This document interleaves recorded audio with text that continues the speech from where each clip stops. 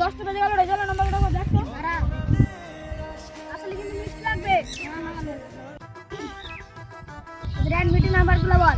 62 96 81 63 96 pass.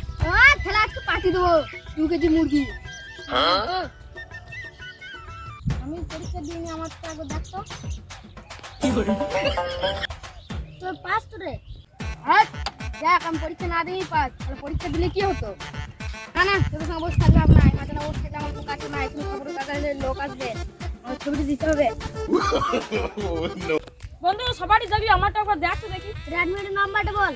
78 78 64 70 97 97 92 92 18 18। ওরে বন্ধু তো দেখা হয় না কেন? ভালো করে দেখ তো। তুই তাই ফেলটা বন্ধু। হ্যাঁ তুই পরীক্ষা না দিয়ে পাস হয়ে গেছে। ফেল? হ্যাঁ তুই পরীক্ষা না দিয়েই পাস। আমি 3টে প্রাইভেট পড়লাম, স্কুল গেলাম, ঘরে পড়লাম, পারলে আমার বন্ধু আমার আর হলো। বন্ধু যাই না পরে বছর আবার পাস করব।